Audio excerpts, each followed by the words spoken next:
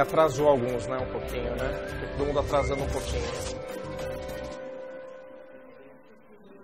6h25, sou eu. O que ele falou? Tá no ar? Então vamos lá. Bom, gente, amanhã vocês têm a prova da UAB. Então a gente vai falar um pouquinho sobre direitos humanos, pegar os aspectos principais, tá? Para vocês revisarem e terem aí um bom êxito amanhã. Então vou pegar nos aspectos que tem mais chance de cair questões, vai com certeza ajudar vocês aí a responder. Bom, primeiro vamos lá. Direitos humanos vocês têm que associar com dignidade da pessoa humana, tá? Então isso daí está diretamente ligado a direitos humanos, a dignidade da pessoa humana, as questões todas vão nessa linha. E durante a prova vocês vão observar que a prova se divide em dois tipos de questões ou duas situações. Ou vocês têm questões de direitos humanos aqui do Brasil, tá? Então vocês vão ter principalmente dispositivos da Constituição Federal, ou vocês vão ter a parte internacional, que lógico que ela está lá, porque ela nos afeta. Então vocês vão ter os tratados e as organizações internacionais, tá? Então vocês, na hora de observar a prova, vocês vão ter esses dois tipos de perguntas, tá? Então vamos começar aí pelas origens, tá, dos direitos humanos. A gente tem um período onde você começa a analisar os direitos humanos, que chama-se cristianismo. Então você começa a analisar de 2000 anos para cá os direitos humanos. Então não é desde sempre, até porque a gente não sabe desde quando a gente está na Terra, a gente não sabe desde quando, né, você vai começar a analisar direitos humanos. Então resolveram estipular um marco falado desde o cristianismo. Então, 2000 e tantos anos de direitos humanos. Outra coisa que vocês têm que analisar é que os direitos humanos eles sofreram uma evolução. Então está tudo ligado, as questões estão ligadas a isso. Você tem uma série de fatos históricos, não é questão de saber história ou não, mas sim porque aquele marco da história mudou os direitos humanos. Então vamos relembrar aí com vocês as principais características dos direitos humanos. A primeira é historicidade, que é essa que eu falei. Historicidade começa no cristianismo, tá certo? Então tem período sim de direitos humanos, não é desde que o ser humano existe, algo nesse gênero, tá? Universalidade. Então nós temos aí 7 bilhões de habitantes no planeta, mais ou menos. Outro dia me falaram algo que me deixou realmente apreensivo. Diz que na China eles não computam todos os nascimentos. Deve ter mais gente, aí 1 bilhão deve aparecer a mais aí numa certa altura do campeonato. Mas mais ou menos 7 bilhões de pessoas. Direitos humanos são para todos, tá? Eles são universais. Efetividade. O que é efetividade? Tem aplicação imediata. Assim que é editado ou que se tem conclusão de que um certo direito agrega aos direitos humanos, ele entra em vigor imediatamente, até porque é uma consolidação histórica, né? Então, a gente vai falar mais para frente, mas, por exemplo, acesso à informação, internet, pode ser considerado um direito humano hoje em dia. E não dava para você imaginar isso em outra época da história que não tinha essa inovação tecnológica, ou certos tipos de remédio, medicamentos que a gente tem. Então, você tem aplicação imediata, efetividade. Limitabilidade. Bom, esse daqui é controverso. Pelo que a gente fala aqui, parece que é ilimitado, né? Os direitos humanos, eles são numa quantidade enorme que ninguém vai imaginar quando... Não, eles são limitados sim. Tá certo? Como é uma área do direito, você tem sim regras, eles são limitados. Complementariedade, eles são complementares a outros direitos. Hoje vocês tiveram aqui, eu estava vendo, né, direito meio ambiente, não tiveram? Direito ambiental, meio ambiente, não é? Se você for analisar sobre certo ponto de vista, são direitos humanos também. Direito ao meio ambiente sadio. Então, uma área é complementar a outra. Não analisa os direitos humanos isoladamente, eles são complementares com outras áreas. Direito do consumidor é dos direitos humanos. Ele é tratado como direitos humanos, por exemplo, tá certo? E é uma outra área específica. Então, complementariedade. Bom, o que mais? Imprescritibilidade. Eles não prescrevem, tá? Usar uma expressão aí para quem estava estudando na graduação. Prescrição, eles não caducam, né? Eles não se perdem, eles não têm prazo de validade. Então, você, se não exercer os direitos humanos, você vai perdê-los. Não, eles são sempre seus. Se você vai ou não exercer, é uma questão de opção tua. Você não perde ao não exercê-los, eles não prescrevem. Tranquilo? O que mais? Inalienabilidade, eles não podem ser transferidos, eles são seus, vocês não podem comercializá-los, cedê-los, nada disso, são seus. Irrenunciabilidade, mesmo que você assine um termo em cartório, registrado, aquela burocracia toda, né, que existe, que traz fé pública, eles não são renunciáveis por nenhum instrumento, não vale renúncia de direitos humanos. Inviolabilidade, são intangíveis, né? Eles não podem ser atingidos, eles não podem ser desrespeitados, eles não podem ser atacados. Tranquilo? Então aí a gente fez uma panorâmica das características.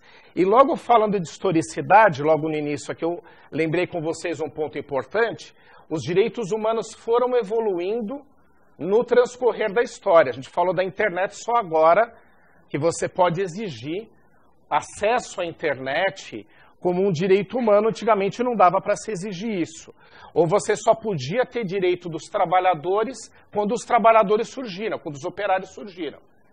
Então, do que a gente vai falar agora? Das gerações dos direitos humanos. Tá? Geração, tem em mente, às vezes palavras-chave ajudam, tem em mente gerações anteriores a vocês. Geração no sentido de transcorrer do tempo. Tá? Vocês vão encontrar outras expressões, dimensões, tá? Mas é de gerações que está se falando. Tá? É um pouco controverso quanto à ação, só que a gente separou aquilo que mais cai. Então, primeira geração é liberdade, né? E tem um documento que é de 1215, que chama Magna Carta ou Carta Magna, dependendo da tradução, tá? Que reconheceu direitos civis. Até então, o rei, ele tinha poderes absolutos, ele era Deus na terra. Então, ninguém podia questionar uma ordem dele. Aqui não, colocou-se o limite. Não, peraí, se eu tiver uma propriedade, o rei não pode tomar de mim. Por exemplo, não é assim, vai cobrar imposto, tem que ter regras. Não é que vai tirar tudo que eu tenho para o rei. Aqui o foco era o rei, o monarca, o que era absoluto. Falou, não, vamos botar um freio, né, porque não pode ter todo esse poder. Então, liberdade, primeira geração, 1215. Segunda geração, igualdade, tá? Aqui você tem a Revolução Industrial na Inglaterra, que entra no que eu falei para vocês antes. Surgiu o operário, surgiram as fábricas. Até então você só tinha produção artesanal de qualquer item que você ia consumir. Aqui não, chegou a Revolução Industrial, começou a produzir em série. Produção em série, aquele monte de operários, né? Tem até aquele filme do Chaplin, que ele fica apertando um parafuso que não dá em nada, né? E outro aperta outro parafuso. Aquilo é a expressão da Revolução Industrial, né? Montagem em série. Bom, aí surgiu o operário, essa pessoa que trabalha na fábrica. Não tinha antes. E que era explorado porque não tinha regra. Não, ele tem direito à jornada de trabalho, ele tem direito a férias, grávida não vai trabalhar, criança até de certa idade também não vai trabalhar. Mas só se pôde questionar isso com a Revolução Industrial e movimentos sociais. Esses são os de segunda geração, igualdade. Tranquilo? Terceira geração, solidariedade e fraternidade, né? Aqui você tem a qualidade de vida, o meio ambiente. Então você entende que tem que ter férias, não porque é da segunda geração, que você era operário. Você entende na terceira geração que você tem que ter férias porque é a qualidade de vida. É um direito humano chamado qualidade de vida, que antes não era qualidade de vida não, antes era poder descansar mesmo, de ficar trabalhando 16, 17 horas numa fábrica. Na segunda geração, aqui as férias são vistas de outra forma. Tanto é que você tem no direito brasileiro um adicional que você recebe, não é isso? Para as férias, é para você poder ter, né, para você poder ter algum tipo de lazer. É visto dessa forma. Então, a terceira geração, solidariedade e fraternidade, tá? Quarta geração são os desafios da atualidade. Bom, o que é desafio da atualidade? O desenvolvimento tecnológico, ele pode prejudicar a gente.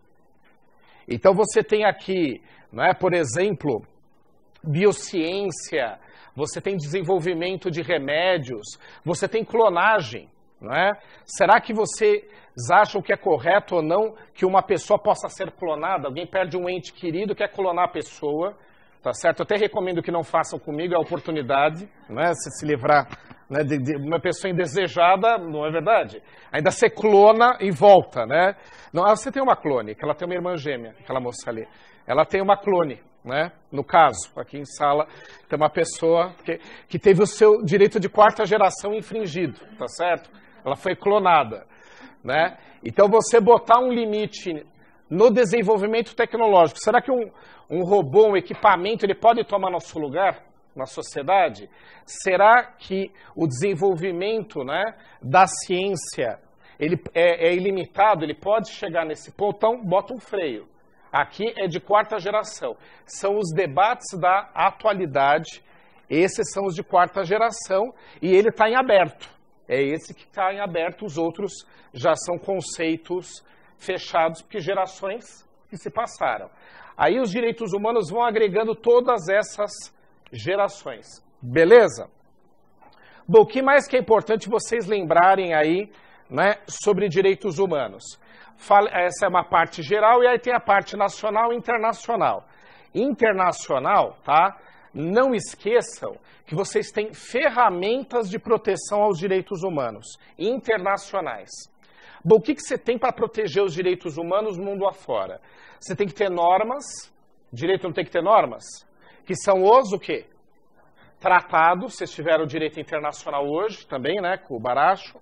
Tratados, Tratados sobre direitos humanos, tem que ter. Então, você tem que ter uma parte normativa e você tem que ter quem vai implementar, quem vai julgar. Você tem que ter organizações internacionais. Aí você tem os tribunais, a gente daqui a pouco vai falar o do TPI.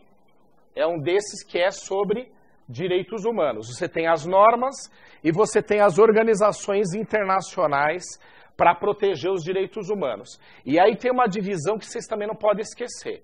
O mundo é muito grande, ele pode ser, ou pode ter normas para todos os países, globais, ou pode ter para grupos, regional. Então você tem dois sistemas internacionais para proteger os direitos humanos. O global, como o próprio nome diz, abrange todo mundo.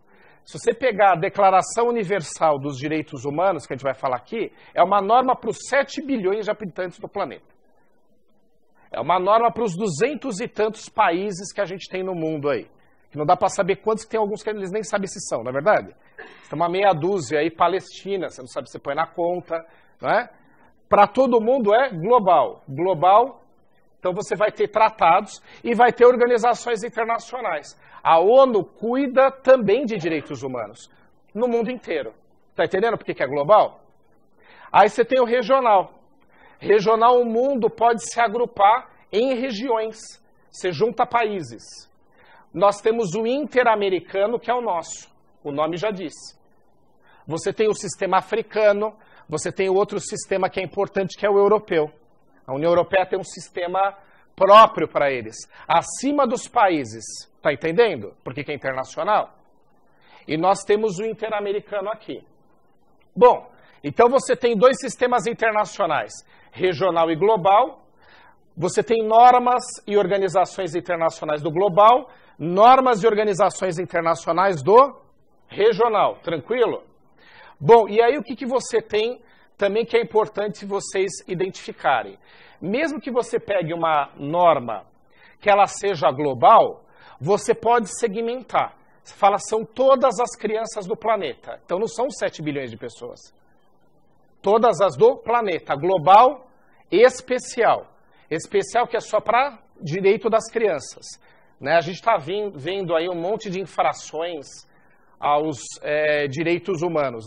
Eu acabei de vir esse final de semana da Europa, fui discutir questão de refugiados, que é uma questão que é importante para mim. Lá está pegando fogo isso, porque eles estão recebendo aos milhares, E o que está acontecendo na Itália, por exemplo, é que chega criança que o pai e a mãe morreram no trajeto. Aí você faz o quê com aquela...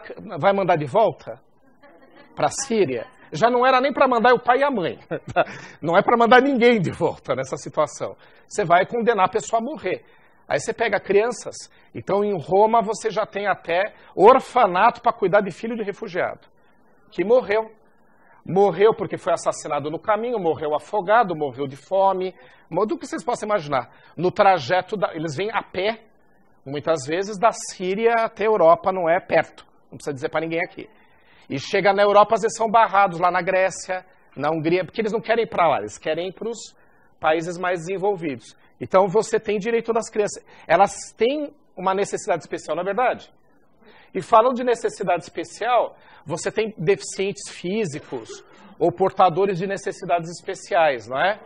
Então você pode ter tratado de direitos humanos para eles, não pode? E tem. O Brasil, inclusive, assinou e ratificou. Então, tanto no global quanto no regional, você pode ter normas só para certos grupos. Crianças, mulheres, as mulheres têm direitos humanos desrespeitados. Na África, sim, em larga escala. Eu já vi casos horrendos de mulher fugindo para o Brasil porque não tem condições, né, de viver lá. Então você tem grupos que são mais frágeis. Então você tem normas especiais. Todo mundo acompanhando? Beleza, vamos lá. Bom, falando desse sistema internacional, tá, a organização internacional mais importante que a gente tem, poderia parecer que é a ONU, né? Mas a que tem sido mais importante para direitos humanos, ela se chama TPI. TPI é o Tribunal Penal Internacional, tá? O TPI é importante porque é global, ele atinge, pelo menos em tese, qualquer país, tá certo? Ele pode julgar pessoas de qualquer país. Os Estados Unidos é que falam que não estão na jurisdição dele, mas não estão de nada, que não convenha, né? Tá? Se você pegar as regrinhas do TPI, o Bush poderia ser réu lá, hein? Ele mandou lançar míssil em escola, mandou explodir creche. Então tá lá, crime de guerra. Tá lá, tá certo, tá escrito. Só que os Estados Unidos falam, não, a gente não participou desse tratado. Mas isso é um outro debate. De qualquer forma, o TPI é um tribunal importante para os direitos humanos. O que ele faz? Ele julga indivíduos. Ele não condena o país. Ele condena a pessoa, aquele general que deu a ordem para perseguir as pessoas. Aquele presidente que mandou bombardear uma região que estava com pessoas desamparadas. Tá certo? Tá entendendo o que eu estou falando? Que é importante? Não, mas é a pessoa física. Eles pegam essa pessoa e levam para ser julgada. O presidente do Sudão é réu lá, por exemplo, né, e você teria aí potencialmente um monte. Mas é importante que ele julgue a pessoa física. Bom, ele julga pelo quê? Por crimes contra a humanidade. Tá? Então você tem crimes de guerra, né, que eu já mencionei aqui. Por incrível que pareça, a guerra tem regras. Você não vai atacar civil, a guerra é entre militares. Não, uma regra bem básica. Crimes dos mais variados, o genocídio é o mais famoso, que é você perseguir um grupo para exterminar aquele grupo. Um grupo de uma religião, um grupo de uma etnia, tá certo? Bom, o que mais que faz o TPI? O TPI, ele julga, né, aí vem algumas regras que vocês têm que tomar cuidado. Ele julga crimes a partir de 2001, praticados a partir de 2001, erro comum em prova. Porque ele não é um tribunal de exceção. Ele é um tribunal que foi criado, então a partir do momento que ele entrou em vigor, é que crimes podem ser praticados para ele julgar. Ele foi criado em 98, entrou em vigor em 2001. O Brasil faz parte do TPI, inclusive está na nossa Constituição, tá? Mas o TPI não julga qualquer pessoa, só julga aquele que o próprio país não quis julgá-lo, o próprio Estado. Primeiro dá uma chance lá.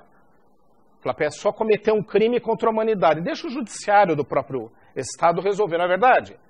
Só que, como vocês sabem, muitos desses países, ali não vai se resolver nada. Às vezes está na mão da pessoa poderosa, né? A justiça não vai ser condenado nunca. Então, vocês não vão julgá-lo? Então eu vou julgar. Ele é complementar, está acompanhando? Primeiro dá uma chance. E outra coisa que também é comum, né? Aquele julgamento arranjado. Não, a gente julga, vai dar uma pena comunitária para o ditador. Né? Manda pintar um muro de uma igreja, tá certo? Né? Matou 1 milhão de pessoas. Não, ele foi condenado. Também não serve. O TPI vai analisar se julgou e se o julgamento foi justo. Ah, julgou, foi justo? Não é comigo. Ah, não julgou? É comigo. Julgou e é armado esse julgamento? É comigo também. É um instrumento muito importante a favor dos direitos humanos. Tranquilo? Bom, falando um pouco também aí de normas internacionais, já que agora a gente falou, né, do TPI. Não esqueçam, tá, em relação a normas internacionais, que a mais importante delas a favor dos direitos humanos chama-se Declaração Universal dos Direitos Humanos. A Declaração Universal dos Direitos Humanos é um tratado, gente? Estou perguntando. É uma pergunta. Né? É que eu sou meio bravo, então parece que, né? Você fala, ele é bravo, então parece que a pergunta é uma bronca, né? Não, não é. Tem ponto de interrogação no final. Ah, e aí? Não, não é. Eu falei. Bom, vamos lá. A Declaração Universal não é um tratado. Ela é uma norma, tá certo? Considerada uma resolução da ONU. Como que foi criada essa norma? Só para vocês entenderem por que ela não é um tratado. Em 1948, a ONU já estava funcionando. Ela foi criada em 1945, quando acabou a Segunda Guerra Mundial. Ela foi criada até para, inclusive, evitar uma nova guerra mundial. Né? Para a paz mesmo. Só que aí eles se reuniram numa assembleia. O que é uma assembleia?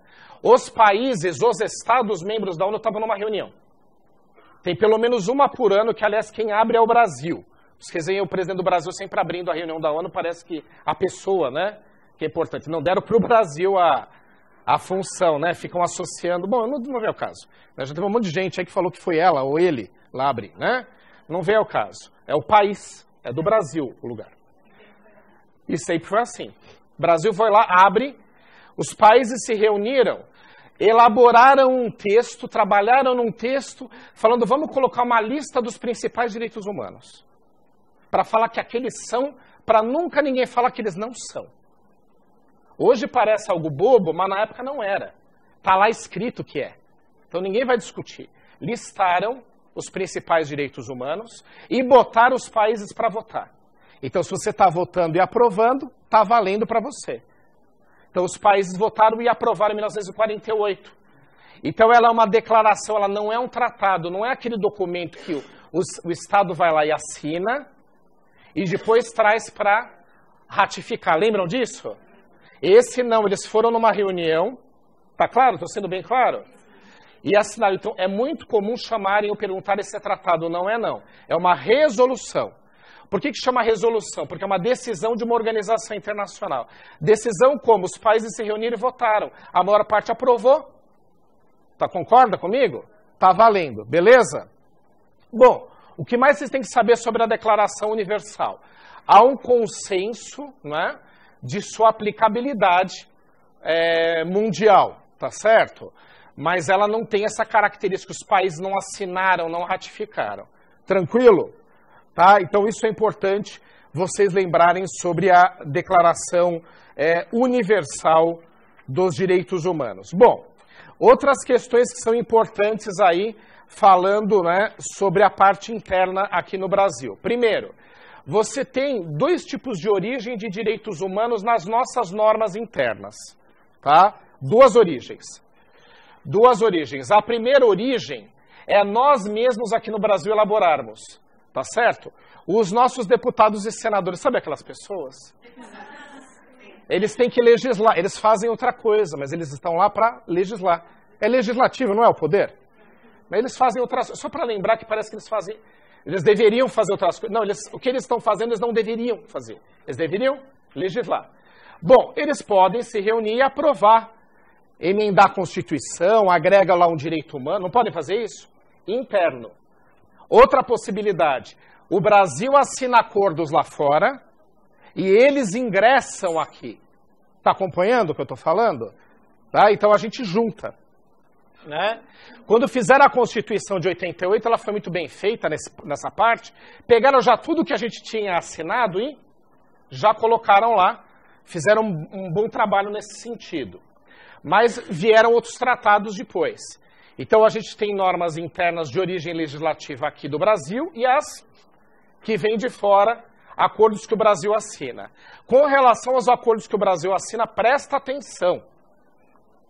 Todo e qualquer tratado que o Brasil assine e que tenha que trazer aqui para votação, para depois o país ratificar, o Brasil ratificar, elas vão ter, pela Constituição, peso de emenda constitucional, não é verdade? Mas tem vários poréns, presta atenção, tá? Que tem várias exceçõezinhas aí. Tratados que não sejam sobre direitos humanos, quando eles entram no ordenamento jurídico brasileiro, eles têm o mesmo peso de lei ordinária. Sabe naquela pirâmide, Constituição, lei ordinária? Qualquer tipo de tratado que não seja direitos humanos. Qualquer tema. De direitos humanos, você tem duas situações. Se forem tratados que o Brasil ratificou antes da emenda constitucional 45, esses tratados vão ter força supralegal. Esses de direitos humanos. O que é o supralegal? Está acima de qualquer lei, mas está abaixo do quê? Da Constituição. Criaram um jeitinho, Brasil. Porque a Constituição falava, olha, Tratado de Direitos Humanos tem força constitucional no Brasil, mas não exigia que na hora de votar o quórum fosse de emenda. Entendeu o problema? Problema que eles criaram? Então falaram, bom, vamos dar um jeito aqui. Primeiro vamos consertar. Agora tem que ter votação de quórum. Só que só dá para consertar o futuro. Então, emenda constitucional 45. Tratados de direitos humanos que o Brasil assinou e ratificou antes, eles têm força supralegal. Eles estão acima de uma lei ordinária. Mas estão abaixo da CF. Criaram ali uma coisa que não existia. Não está nem na pirâmide de hierarquia das normas. Tá certo? Só tem essa exceção. Outra situação. Os que foram aprovados, como é o caso do Tratado dos Deficientes Físicos, tá? Que foram aprovados após a emenda 45, esses já vão ter força de emenda constitucional. Porque daí você já exige, na hora de o legislativo votar, qual é o quórum constitucional? 3/5 em 2 turnos nas 2 casas, não tem essa regra toda? Esses vão ter que ser aprovados assim. Falou, beleza, vai ter força constitucional, só que vai ter que aprovar dessa mesma forma constitucional. Bom, falando um pouco de normas internas aqui no Brasil, tá? A principal norma que a gente tem de defesa dos direitos humanos, falando em norma interna, é o artigo 5º da Constituição. Sabe aquele que sozinho é uma Constituição? Né? Acho que o artigo 5º é maior que a Constituição de qualquer país, né? Dos Estados Unidos dá para você botar em 2 páginas, já viram? Tem mais de 200 anos, né? Emendaram lá poucas vezes. Tá? A nossa lista telefônica, desculpem, a nossa Constituição Federal, se você pegar o artigo 5º, é aquela parte grande de São Paulo, sabe? Da lista telefônica, é grande também. Você vai encontrar principalmente, então, no artigo 5º da Constituição Federal. Vocês têm que dar uma olhada. Vamos falar de alguns aqui que são importantes que vocês saibam, não, e que estão na CF. Direito à vida. Direito à vida não é somente o direito de estar vivo, o que está sendo muito difícil neste país. Vem as Olimpíadas... Bom, não vamos polemizar, tá certo? Tem bala perdida, está atingindo até animais, eu vi. Mataram um cachorrinho com um tiro de uma bala perdida. Né? Então a gente está aqui em alto risco nesse país, né? Não é somente direito de nascer, parece aquela novela que tinha antigamente, né? Tinha uma novela que chamava Direito de Nascer. É o direito de nascer. Sim, você tem direito de nascer, tá certo? Você tem direito de continuar vivo, tá? É uma coisa que nesse país é essencial. Mas vida o quê? Digna. Vida digna. Então, direito à vida engloba muito mais do que olhar por cima, beleza? Outro que é interessante, tá? É direito à segurança. Não é só a segurança pública. A gente tem realmente direito a ser protegido da criminalidade, como vocês queiram. Mas segurança engloba a segurança jurídica. Vocês vão ser advogados, advogadas. Segurança jurídica é, por exemplo, respeitar, tá certo, o direito adquirido.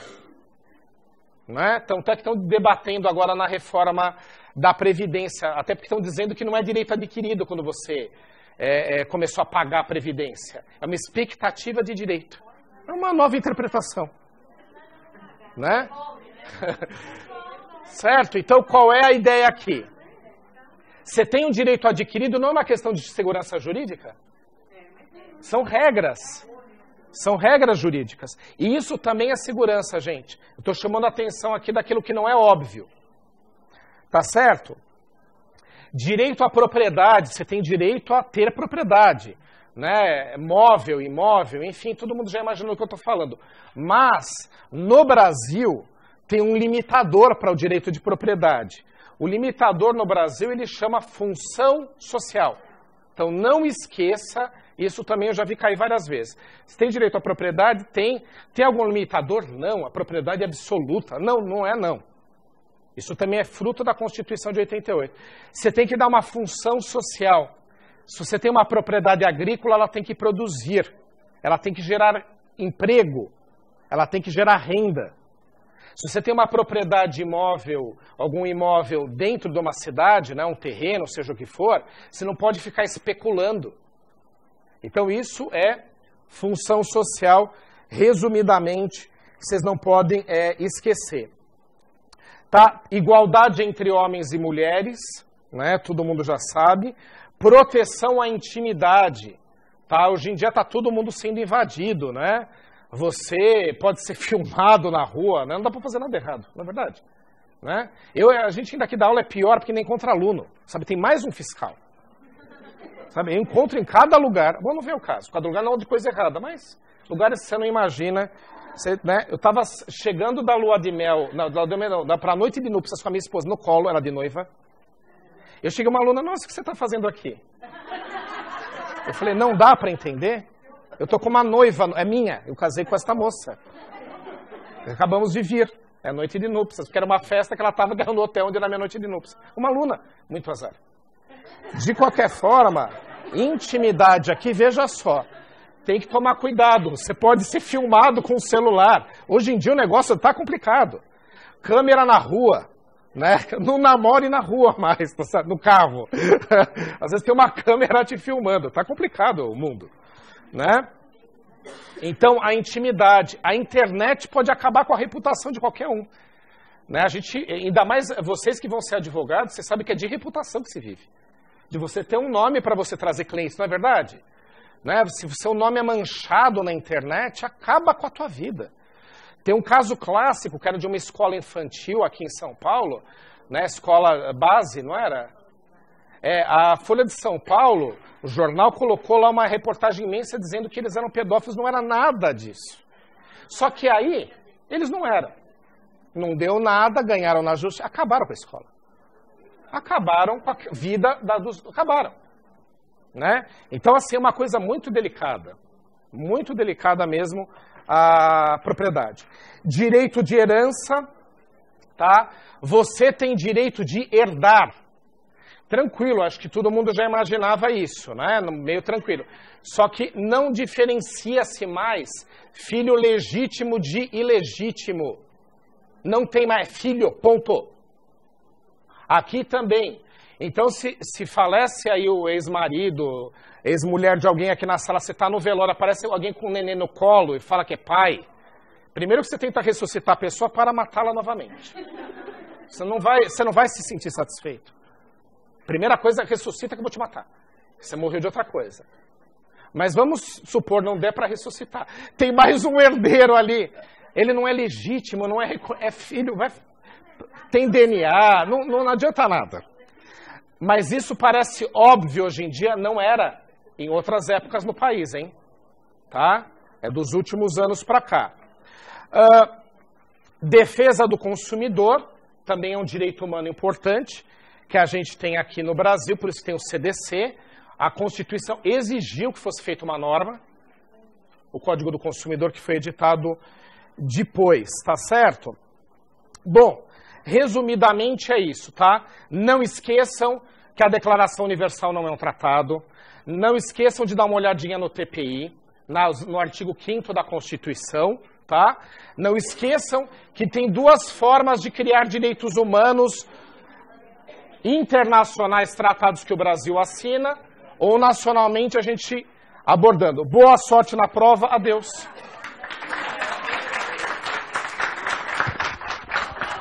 Nossa, nem é neve essa.